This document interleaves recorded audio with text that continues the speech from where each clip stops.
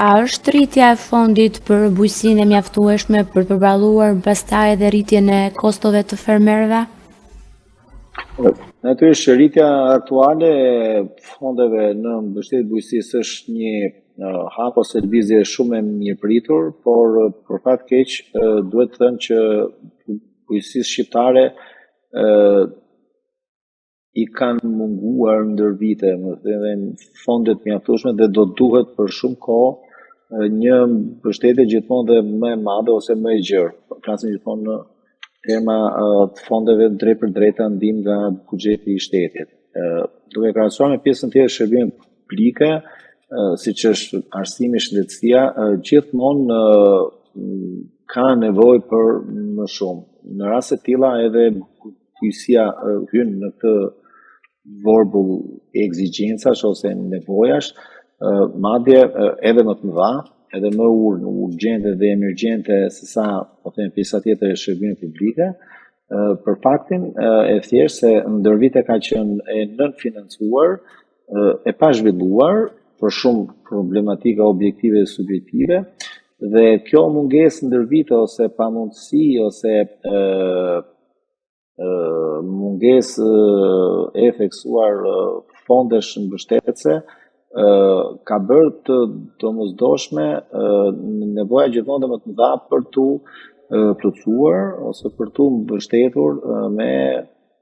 fonde gjithmonë dhe më të mëdha ose në shifra më të mëdha.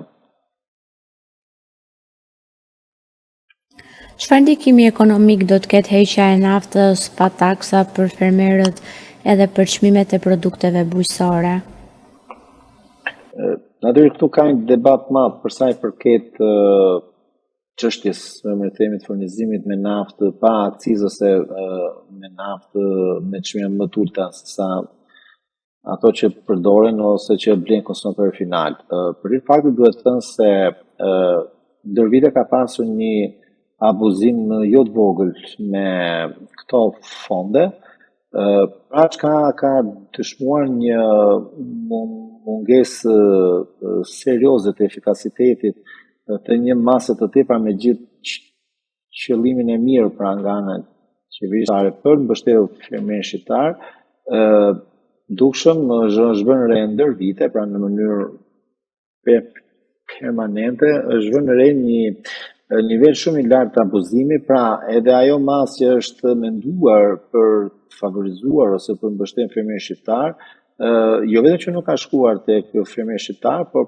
në finale po ky fermer ka qenë ndër përfituesit e pakët ose të vegjël, më them, nga kjo masë dhe në një farë mënyre mund të konsiderohet si një masë që nuk ka dhënë efikasitetin e dur ose nuk ka luajtur rolin e vet të rëndësishëm. Duhet të thënë që qeveria duhet studionte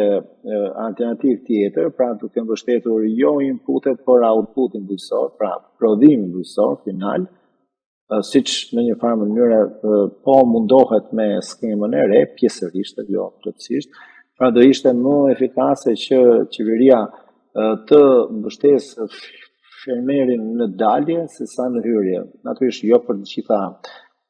produktet, pasi disa aspekte, më themi, prodhimit të bujqësor dhe blegtoral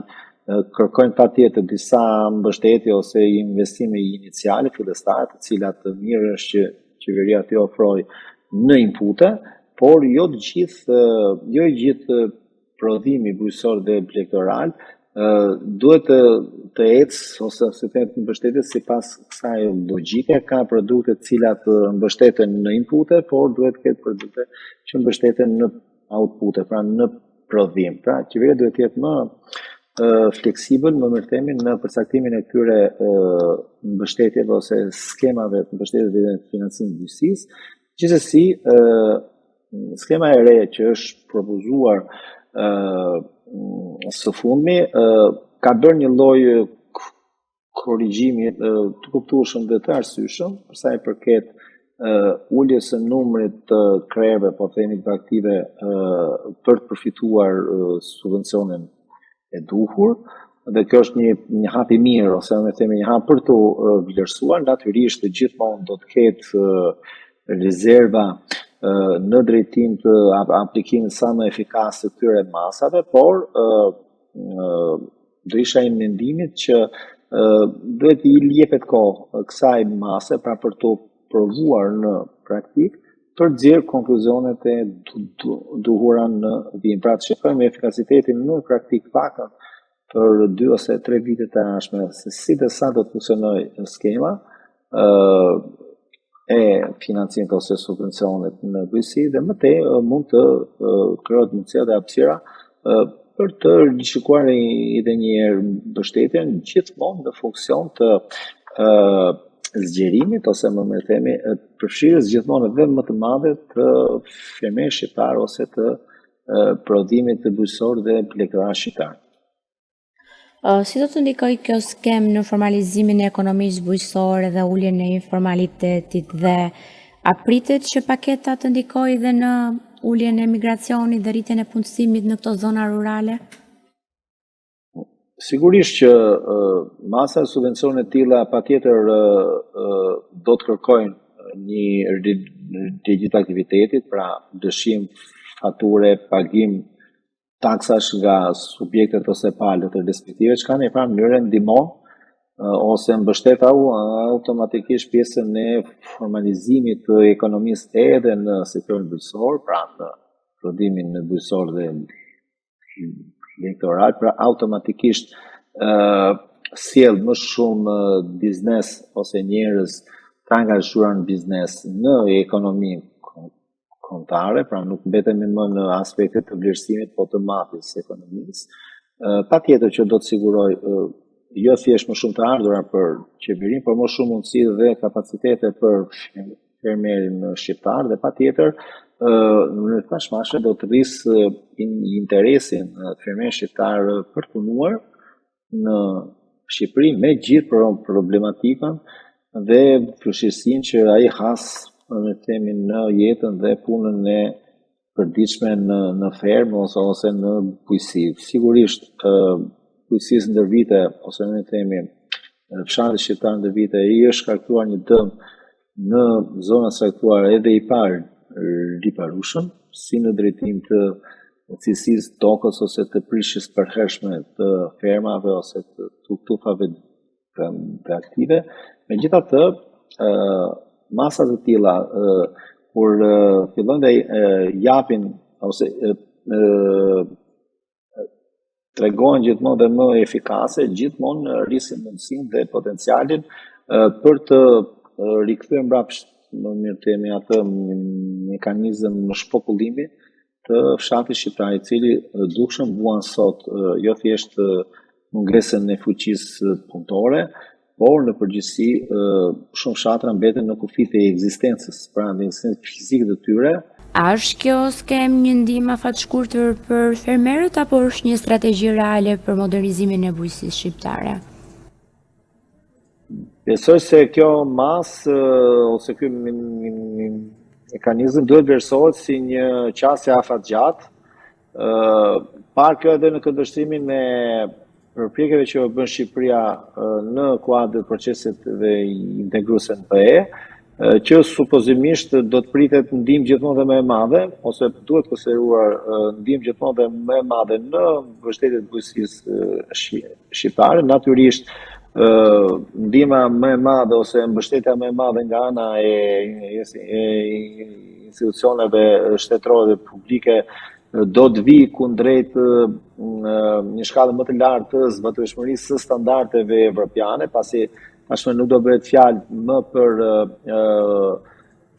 tregun shqiptar, për tregun e brendshëm shqiptar, por do të bëhet fjalë për hapjen e tregut shqiptar ndaj tregut të Vendit Bashkimit Evropian dhe njëkohësisht hyrjen e produkteve dhe të madhrave dhe çeverisë shqiptare në tregun evropian. Pra, në një farë mënyre nuk do të kemi më 2 standarde, pra standarde shqiptare dhe standarde evropiane për eksport, po do të kemi një kategori standarde që janë pikërisht standarde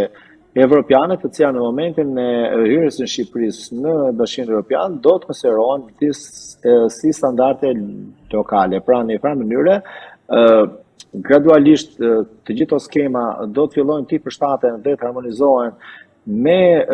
mekanizmat dhe skemat mbështetëse në nivel Bashkimit Evropian, dhe është e mira që sa më shpejt si fermeri shqiptar, ashtu dhe si thush, mekanizmat ose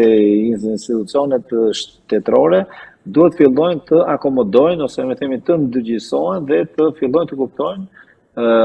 të gjitha parimet dhe skemat e funksionimit në nivel evropian. Kjo është në të mirë, po themi, si të institucioneve, ashtu edhe të fermerit shqiptar, i cili në zbatim dhe në përmbushje me themi të këtyre standardeve evropiane, patjetër që do ta ketë gjithmonë më të lehtë, jo vetëm për të siguruar dhe për të marrë mbështetjen, por edhe për të synuar me themi një treg më të madh se sa tregu shqiptar, pikërisht tregun e vendeve të Bashkimit Evropian. Shumë faleminderit për intervistën. Jo, pashëm.